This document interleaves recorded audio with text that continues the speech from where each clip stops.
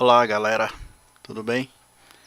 Pessoal, hoje eu vou falar sobre o Super Amp, esse amplificador famoso, que por muito tempo era muito debatido em fóruns aí da internet, ok? Esse amplificador é um circuito muito complexo, mas quem conhece sabe a qualidade que ele tem, ok? Eu vou fazer aqui um PCB dele para vocês. E já vou adiantar que esse PCB aqui é um PCB muito complexo. Talvez um dos mais difíceis que eu já fiz até hoje. Devido à quantidade de componentes e o tamanho da placa. Eu fiz esse PCB pensando no tipo de dissipador. Deixa eu ver se eu tenho aqui umas fotos dele, do dissipador. Fotos. Vou extrair essas fotos aqui para vocês verem o tipo de dissipador que esse amplificador vai comportar, ok? Então eu vou abrir aqui para vocês a foto. Ele vai ser para esse tipo de dissipador aqui, onde os transistores vão aqui nas laterais. Deixa eu ver se eu tenho ele aqui. É esse aqui, ó. Então essa placa ela vai fixada aqui em cima. Daqui até aqui temos 6 centímetros, ok? Aí nós fazemos um furo aqui, outro aqui, outro aqui, outro aqui e fixamos a placa. Essa placa ela saiu grande, não saiu pequena. Outro sim, esse tipo de dissipador, para você colocar os transistores aqui, é um pouco meio complicado, ok? Você tem que ter uma certa habilidade aí. Você pode montar a placa, colocar os transistores e depois fixar eles aqui, ó. Porém, você tem que fazer os furos antes. Depois da placa montada, você coloca a placa aqui em cima e marca todos os furos dos transistores aqui, ó, nas laterais, de um lado e do outro. Aí você fura com furo de rosca ou alto tarraxante ou com porca. Se você colocar com porca, você vai ter que fixar o parafuso aqui e depois colocar a porca por aqui, ó, e vai segurando aqui com alicate de bico, um alicate fininho. Você segura aqui, ó, e fixa todos os transistores aqui, ok? Dá um pouco de trabalho, dá, mas é a maneira, ao meu ver, mais simples. Seria com parafuso alto tarraxante ou com porca, né? Você faz a porca primeiro, pega o macho aqui, faz as porcas, depois você fixa o parafuso direto no dissipador, sem porca, sem arruela, sem as porcas. E outra maneira é furar direto e colocar parafuso com porca. Aí a porca você tem que arrumar um jeito de fixar elas aqui dentro, uma por uma. O trabalho é grande, é difícil, mas o resultado final compensa, tá, pessoal? Então eu vou explicar para vocês o funcionamento desse circuito aqui. Ele é similar à maioria dos amplificadores. Temos duplo par diferencial, ok? Fonte de corrente constante. E temos aqui os amplificadores de tensão. Temos aqui um circuito bem peculiar mesmo, ok? Temos aqui o limiter e a saída em cascata. São 8 transistores diferentemente de tudo que você já viu até hoje, ok? O emissor dele entra no coletor desse aqui, ó, que por sua vez estão todos em paralelo, ok? Entra aqui e sai aqui, ó. Então esse transistor aqui ele funciona, o funcionamento dele é bem característico mesmo de circuito profissional, tá? Quem fez esse circuito aqui manjava muito de amplificadores, tá? Que é o Marshall Leach, ok? Esse super amp aqui, pela complexidade do circuito, esse projeto aqui é muito demorado para se concluir. Eu concluí esse projeto hoje, fiz todas as revisões possíveis. O mais difícil aqui nesse PCB, pessoal, é você achar os componentes adequados. Por exemplo, eu fiz aqui, deixa eu ver se eu tenho aqui a pasta aberta aqui para vocês terem uma ideia do que eu estou falando. Super Amp, PCB única, aqui. Top Silk, acho que eu não gerei o Top Silk. Eu vou gerar o Top Silk aqui e explicar para vocês aqui.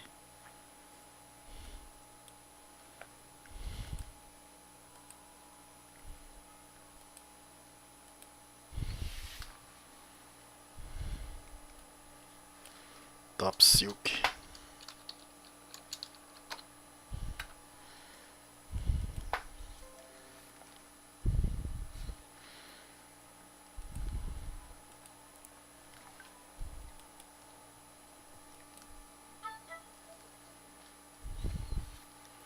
Então tá aqui o Top Silk dele.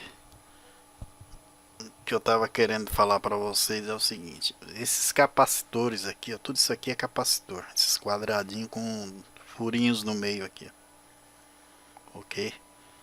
Se você colocar os capacitores que o software te oferece, a maioria desses capacitores aqui são todos em PF, a maioria, ok? Tem alguns que é em nanofarads, que é 0.1 ou 104, mas tem a grande maioria aqui que são PF. Inclusive esse aqui ele extrapolou um pouco aqui, ó. Tem que afastar ele um pouco. C26. Mas nada que impeça de montar ele para cá, um pouquinho para cá, ok? Então eu fiz a opção aqui, ó, esse capacitor ele saiu quase do tamanho do resistor aqui, ó. Então aqui você tem a opção de usar vários tipos de capacitores. Você pode usar cerâmico, mica, poliéster e etc, ok? Você pode usar uma variedade enorme de capacitores devido ao projeto, ok, que eu fiz aqui. Se fosse cerâmico ele ia sair muito pequeno. Ia sair muito pequenininho aqui a distância de um furo para o outro. Depois você não teria a opção de usar um capacitor de mica, por exemplo. Essa placa ela saiu com 10 de altura. Ok. Aqui eu dei um corte aqui nas laterais. Não ia precisar essa largura toda aqui na parte de saída, ok. E é até bom que diferencia, né, a parte de excitadora para a parte de saída.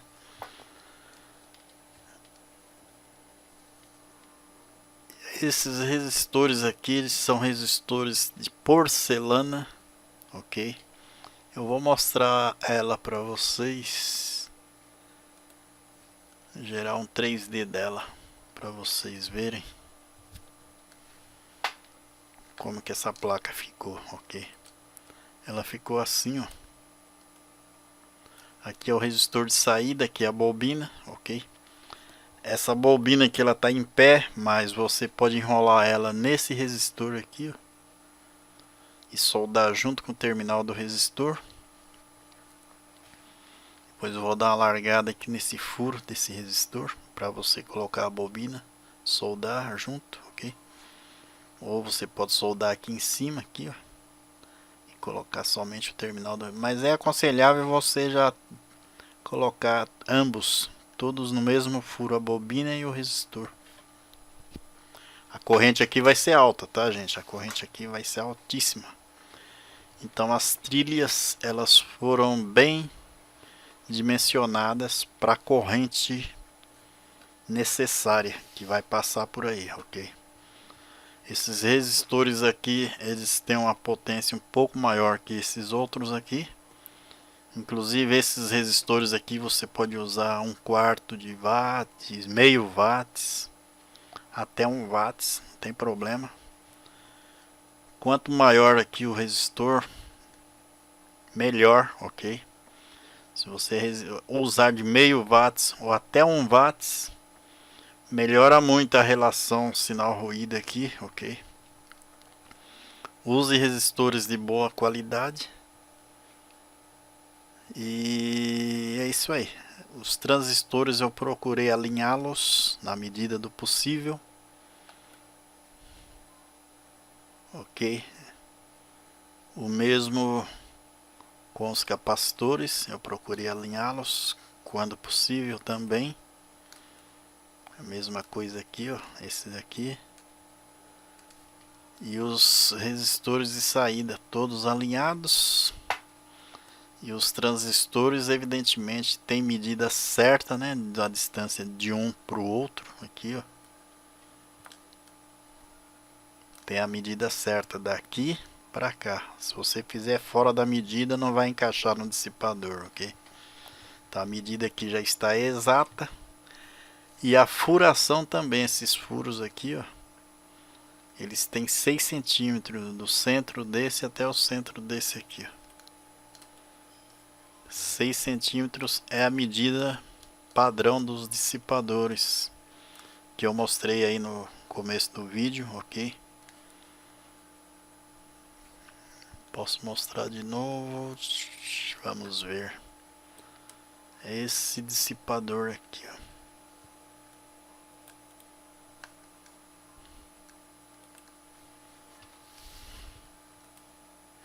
Eles têm 6 centímetros daqui do centro desse para o centro desse aqui, ó.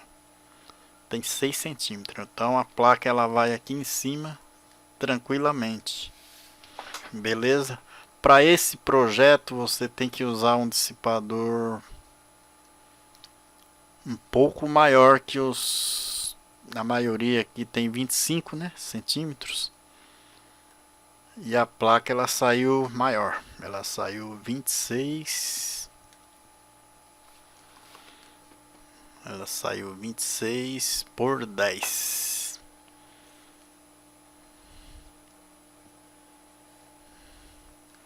Eu vou medir a distância aqui desse furo aqui, ó, para o centro desse aqui, ó.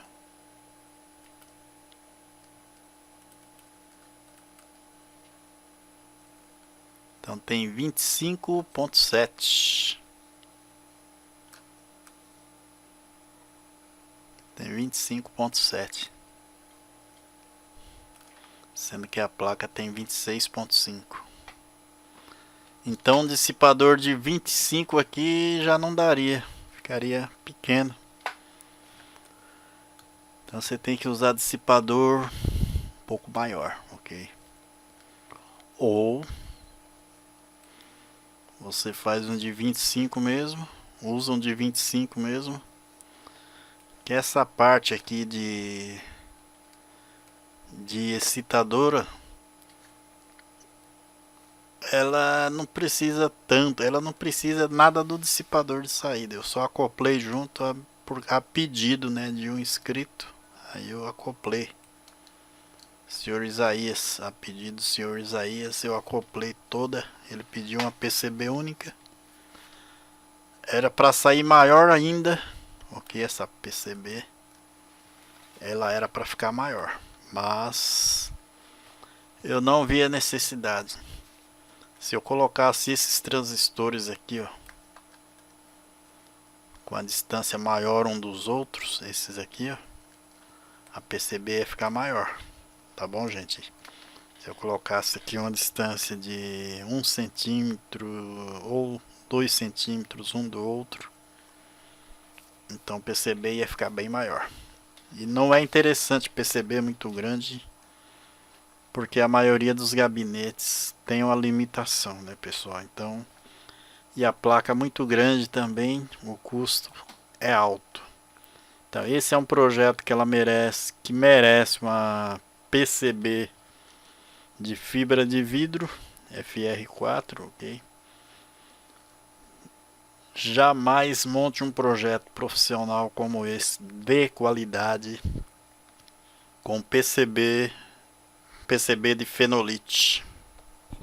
Fenolite ele não tem qualidade para áudio, não presta.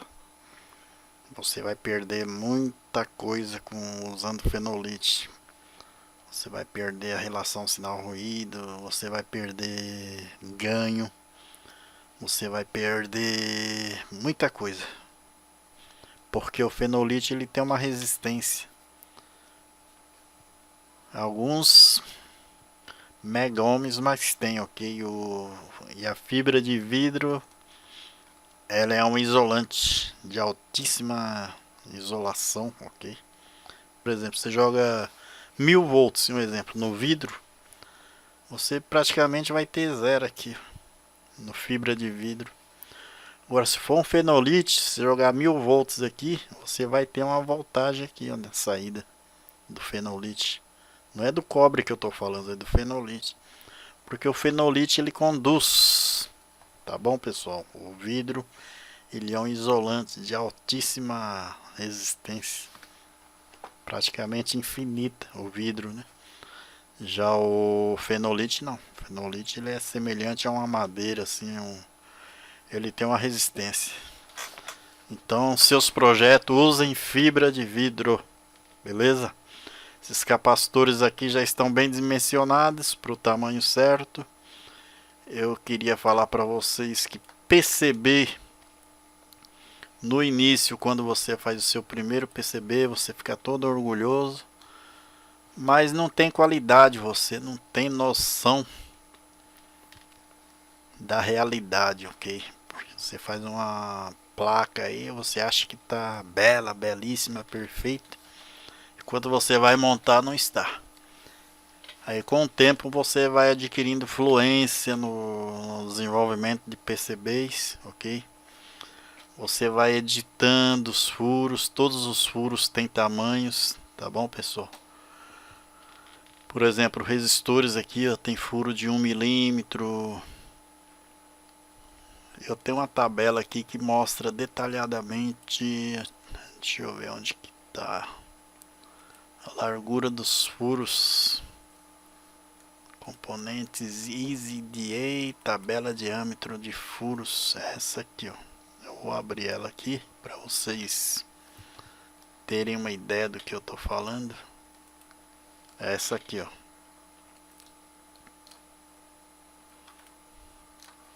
Ó, resistores de baixa potência, evidentemente, né?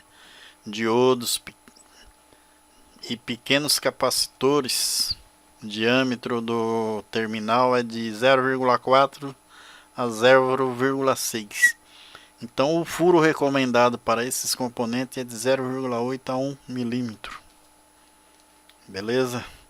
Aqui é circuito integrado, ó, de 0,3 a 0,5 o diâmetro dos pinos deles. Mas o furo para encaixá-los, o furo recomendado é 0,8. Transistores TO92, aqueles MPSA ou BC, etc. É de 0,4 a 0,5 o terminal dele. O furo recomendado é de 0,8 a 1 milímetro. Capacitores eletrolíticos, então tá aqui ó, o diâmetro do terminal e o furo recomendado. E transistores TO220, 1.3 a 1.5. Ok, então você tem que saber tudo isso aqui, pessoal, antes de fazer um PCB. Porque se o furo tiver menor, você tem que editá-lo, ok? Por exemplo, TO220. O furo é de 1.3 a 1.5, ok? Vamos ver aqui. TO220 tá aqui, ó.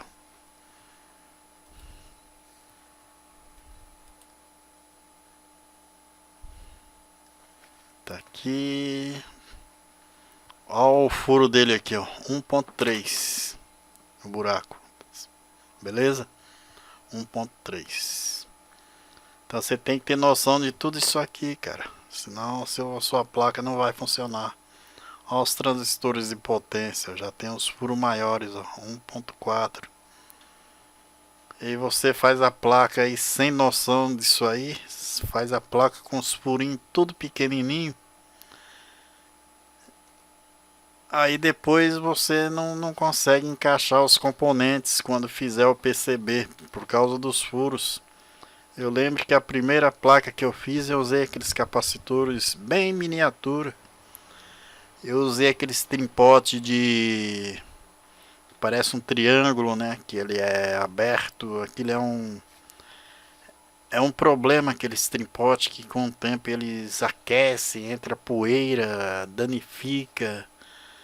É muito complicado, tá, gente? E hoje em dia não, hoje em dia eu uso trimpote multivoltas, esse tipo de trimpote aqui, ó. Os componentes eu procuro dimensioná-los, os componentes onde passa a alimentação do circuito. Por exemplo, R32 e R33, ó. Ele é um resistor para 2 watts. Ok, mas eu já coloco logo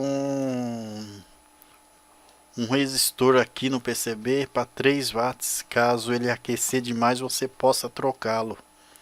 Que é esses caras aqui, ó.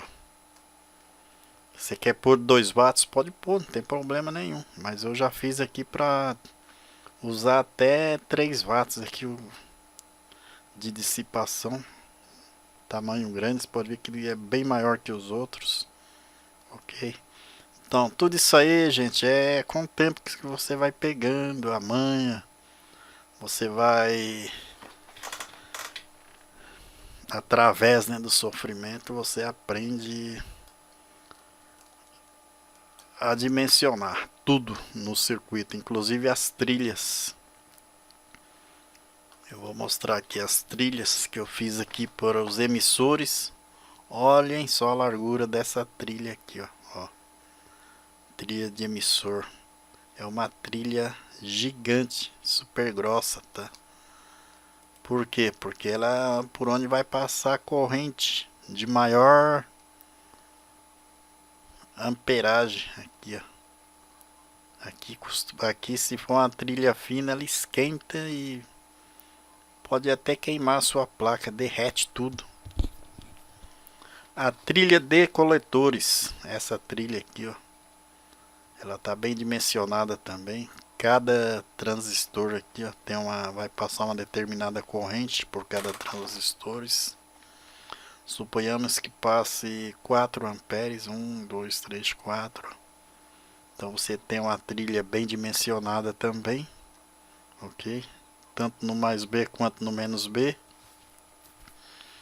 Aqui na parte excitadora também nós temos as trilhas, por exemplo, as trilhas do menos B que alimenta a parte de excitadora. São trilhas maiores, tá? A largura dela aparece aqui, escrita aqui, ó, quando você põe o mouse em cima.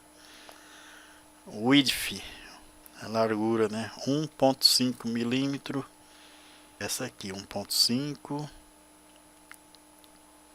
que é R32, essa trilha aqui, ó. É 1.5 e por aí vai, ok? Ela é uma trilha que ela tá do outro lado aqui do PCB, ela tá do lado essa trilha aqui, ó. Ela sai daqui do mais VCC e entra aqui na parte de excitação, ó, tudo com 1.5, ó. Aí desse lado, aqui também, olha lá, 1.5, ok? Então tá tudo já bem dimensionado, 1.5. que sai de R32. E as demais trilhas 1.2 milímetros, ok? Como é que você aprende a medir tudo isso aí? Com o tempo você aprende a aumentar a largura das trilhas, diminuir, etc, entendeu? São coisinhas que somente o tempo pode te proporcionar isso. No começo você apanha demais, você manda fazer placa na JLC PCB ou na PCB Way, etc. Perde seu dinheiro. Então, para você fazer um projeto profissional, quando alguém pede, você tem que ter noção dessas coisas. Para quando a placa chegar lá na casa do cara que pediu, da pessoa que pediu, a placa ela vai chegar em perfeito estado, em perfeitas condições de montagem, ok? A pessoa só monta procurando não deixar espalhar a solda. Placa dupla face, ela, apesar do verniz aqui, ó, elas são bem isoladas aqui, os pinos, em relação ao terra, né? Ela tem uma distância boa. Esse risco preto no meio aí é a distância da trilha para o VCC, ok? Ela tem uma distância aqui de 0.5.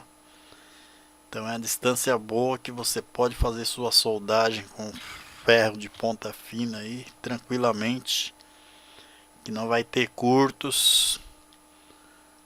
Evidentemente que você vai ter que ter noção de eletrônica também, né? Então, por esse circuito ser um projeto profissional, tá, gente? É um projeto de altíssima complexidade, é um projeto de potência, né? Amplificador de potência. De altíssima fidelidade também, ok? Afinal de contas é um Marshall-Lite, né? Então esse Gerber aqui, esse projeto eu vendo para quem tiver interesse, ok? O Gerber, talvez eu libere o Gerber dele, mas mais para frente, para os membros ouro. E futuramente, talvez, chegando essas mensagens para mim aqui, eu não devo nada para ninguém. Francisco nem conheço. Tá atrelado ao meu número de telefone, vai ver que era o dono anterior do chip, né? Aí fica vindo mensagem no nome do outro. Então esse projeto aqui, como eu estava falando, é um projeto de altíssima complexidade e é um projeto que vale a pena você comprar, ok? Se você conhece o circuito, você com certeza gostaria de montá-lo, né? E tá aí o PCB para você montar. A única coisa que eu falo para vocês é que deu muito trabalho. Passei mais de 15 dias para terminar esse projeto aqui, tá bom, pessoal? Vocês vê o projeto assim, tem que colocar peça por peça quando você faz antes de simular o PCB. Tem que ter peça por peça aqui, ó. Tem outro detalhe, quando você termina o seu projeto, seu PCB, você faz tudo certinho, tal, roteio automático, faz o roteamento automático. Alguns lugares tem que ser manual o roteamento. Aí você vai, deixa eu salvar aqui. Aí você vai verificar o DRC. Aí tá com problema. Aí lá vai você consertar, entendeu? Checar DRC. O que é DRC? DRC é trilha encostando uma na outra. É trilha muito fina, que deveria ser uma trilha mais grossa. Ou então uma trilha que começa grossa e depois você diminui o tamanho dela, a largura dela, entendeu? Então tudo isso aí são erros de DRC. Você tem que checar quando você termina o seu projeto. Por exemplo, eu vou checar aqui para vocês verem. Pessoal, isso aqui não é aula de circuito impresso não, tá? Eu só tô falando para vocês o processo que tem ao você fazer um PCB. Tô mostrando a complexidade que tem. Esse teste que eu vou fazer aqui é o melhor teste que tem para você ver se tem erros, se tem trilha incompletas ou não, se tem alguma ligação que não foi completada, ok? Aqui esse teste ele mostra tudinho para você, checar DRC. Aí ele dá uma checada e o mais importante que tem é isso aqui, ó, redes, beleza? Se aqui tiver tudo ok, ó, seu circuito funciona, beleza, pessoal? Se tiver tudo ok, beleza. É redes, aqui ó, tá escrito redes. Se sair tudo assim, ó, passou no teste, ok? Agora isso aqui, ó, erros DRC. Isso aqui sim, você pode deixar passar. Aqui ó, tá falando, ó, largura da trilha. Isso aqui é que eu tava falando. Às vezes uma trilha começa grossa e depois você tem que afinar ela porque ela tem que passar no meio de um transistor, no meio de um circuito integrado.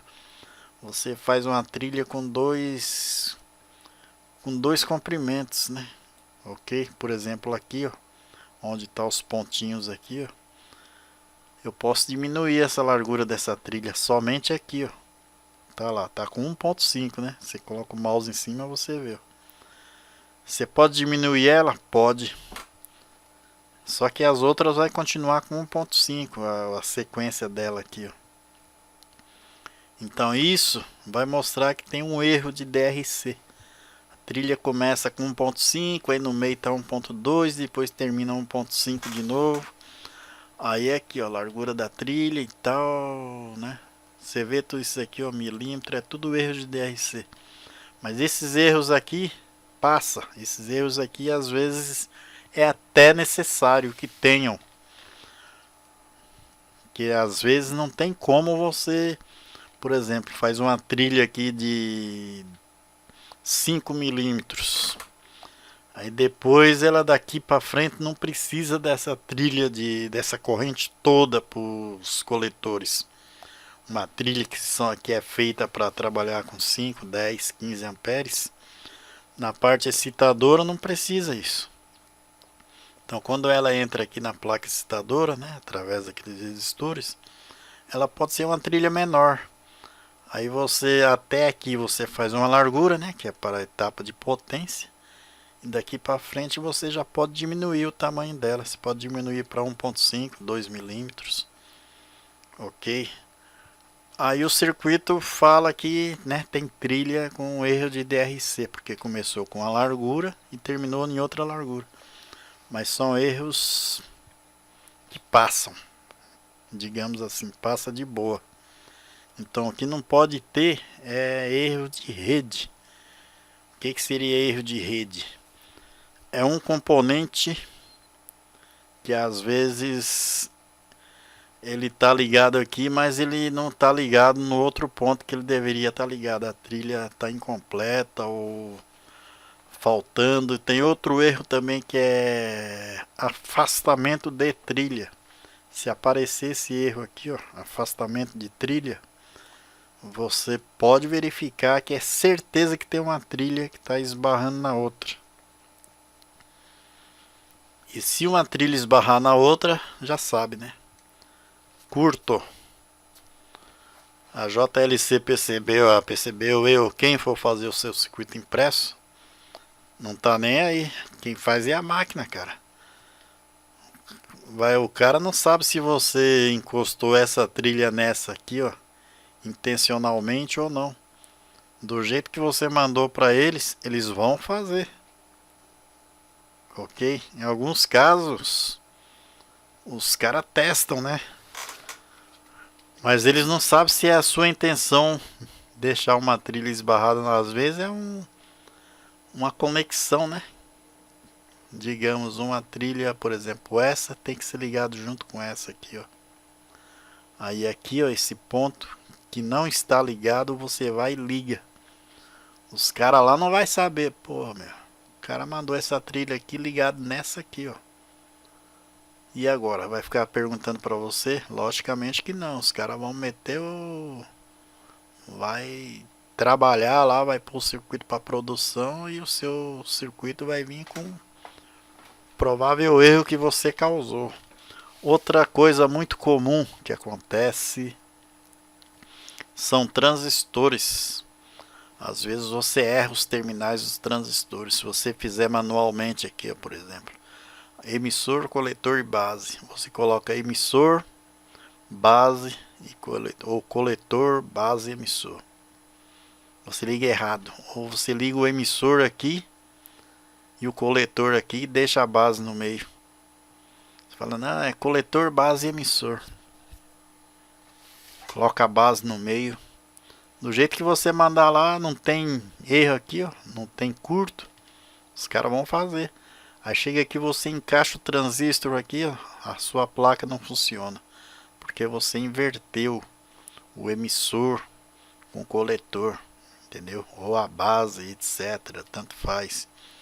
Você inverte. Essa trilha era para ser ligada aqui, você pega, liga ela aqui, ó. E essa aqui você pega e liga aqui. São erros muito comuns, tá, pessoal? São erros que às vezes acontecem quando você faz as trilhas, por exemplo, manualmente. Acontece muito esse tipo de erro. E se você errar lá no esquema, já era. Sua placa vai sair errada. Se no esquema o emissor aqui estiver para baixo, sua placa vai sair com o emissor para baixo. Vai sair com o emissor para o menos B. E o coletor que deveria estar aqui, ó, ele vai estar aqui, ó. A primeira placa que eu fiz deu esse erro que eu fiz na minha vida, né? A primeira. Eu liguei um coletor invertido com o emissor. Eu inverti o transistor, liguei errado. Eu virei, em vez de dar um giro, né, de 90 graus no componente, eu não girei, eu coloquei ele aqui e já liguei. São erros muito comuns, tá, pessoal? Acontece muito isso. Às vezes você vai, pega um transistor lá na sua biblioteca, joga ele aqui, não, é um transistor NPN, tal, joga ele aqui, ó. Por exemplo, aqui, ó. Deixa eu achar um lugar aqui que ele esteja invertido aqui. Aqui, ó, um PNP. Aqui, deixa eu ver. Por exemplo, pode ser esse aqui, ó. Ele tá com o emissor para cima, né? Aí você vai, pega o transistor lá na sua biblioteca, ele vem assim, ó. Geralmente com o emissor aqui na parte de baixo. Você pega e encaixa ele aqui. Aí pega o resistor e liga aqui, ó, no coletor. E aqui que deveria ser emissor, o emissor tá aqui embaixo. É erro que acontece com muita frequência. E depois que a placa mandou lá o Gerber lá para os caras fabricar a sua placa, né, já colocou em produção, aí não tem mais jeito. Aí sua placa vai vir com erro. Imagina você fazer 100 placas, todas com erro. Você era para ter um transistor aqui nessa posição, você inverteu o emissor dele para baixo aqui, ó. Acontece muito, cara. Você perde tudo. Você perde as 100 placas. Para você que fez a placa, tudo bem. Você pega um transistor aqui, torce o terminal dele, faz aí um malabarismo, você consegue. Mas se for uma placa para vender, já não fica legal, né? O cliente pegar uma placa sua e ter que fazer esses malabarismos aí, esse erro aí de inversão de componentes aí que você deveria ter feito e não fez. Então já queima legal, cara. Então, circuito impresso não é coisa muito simples não, tá, pessoal? No começo a gente pensa que é coisa simples, não, vou fazer um circuito impresso porque sai mais barato, né, do que eu comprar um projeto e tal. Mas será que você vai fazer corretamente? Você tem experiência? Você tem noção de eletrônica?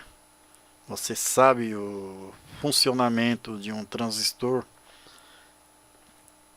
Você sabe a corrente que consome um transistor de saída, cada um aqui, ó.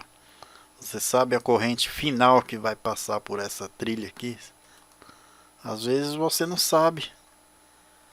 Aí você pega e faz seu PCB aí, joga seu dinheiro fora e quando as placas chegam, você tem que jogar no lixo. Então é muita responsabilidade a gente fazer projetos de circuito impresso, é muita responsabilidade, tá, pessoal? Então se você não sabe, aprenda, né? Vai tentando aí cada dia, cada mês aí, faz uma plaquinha por semana, até você ficar craque. Aí você fala, não, no YouTube tem tutoriais, tem, mas não te ensina tudo, cara, só te ensina o básico. Só te ensina a passar uma trilha aqui, uma trilha ali, colocar um componente aqui, um componente ali. E não te ensina o que realmente deveria te ensinar. Ok? Então é complicado. Quem sabe mais pra frente eu faço um curso aí pra você que quer fazer circuito impresso. Quem sabe eu faça um curso completo aí, né? Se de repente o pessoal tem bastante interesse nessa área, eu posso até fazer um cursinho aí bem completo com as dicas básicas, e algumas dicas eu darei somente via WhatsApp, porque pessoal, infelizmente a pirataria tá solta aí. Você lança um curso aí, menos de um mês seu curso já tá rodando por aí nos sites piratas aí.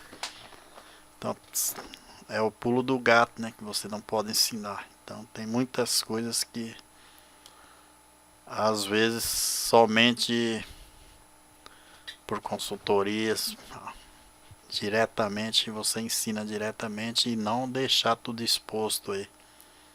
Tá certo que conhecimento é feito para, né, para espalhar, conhecimento é feito para ser disseminado. Mas também existem os oportunistas que pegam o seu trabalho aí de uma vida toda e quer ganhar dinheiro em cima do seu trabalho. Então nós temos que pensar por esse lado também. Falou, pessoal. Então o vídeo hoje ele ficou meio longo, mas era isso aí que eu queria falar para vocês a respeito de projeto profissional, tá? Esse projeto aqui ele saiu bem profissional. Vocês estão vendo esses capacitores laranja aqui, ó, seriam de poliéster, né? Teoricamente seriam de poliéster, mas não. Aqui muitos daqui vocês podem usar, inclusive se desse para mudar de cor aqui eu mudaria aqui. É só pegar outro package, né? Mas o trabalho vai ser muito grande. Então você tem muitos capacitores aqui que são picofarads, tá, pessoal? Beleza, pessoal? Então tá aí o vídeo de hoje para vocês refletirem sobre projeto com PCB. Quando você tiver um circuito legal aí, um esquema da hora, pode pagar para fazer o PCB, que eu garanto que o seu PCB, dependendo de quem fizer, vai sair um PCB profissional. Beleza, pessoal? Você pode mandar fazer que o seu circuito vai ser totalmente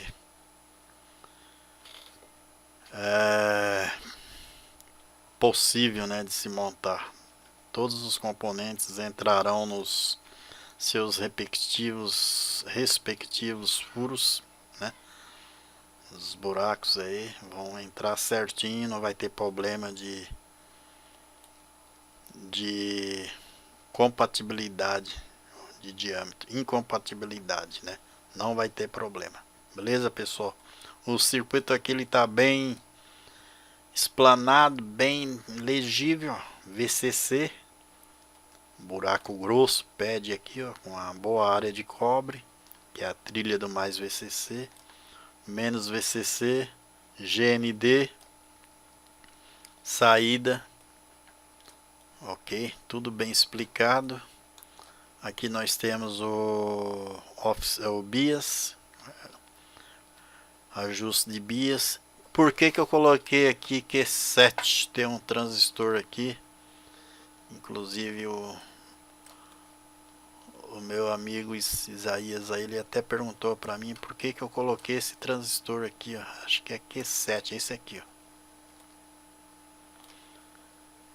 Ele falou que lá no circuito original tá um transistorzinho tipo MPSA ou BC, alguma coisa lá. MPSA 42, se não me engano. Ele é tipo aqueles BC, é desse estilo aqui, ó, TO92. E por que que eu coloquei esse aqui? Porque esse aqui ele tem maior corrente, o circuito aqui ele, a saída dele é bem maior que o LIT, né?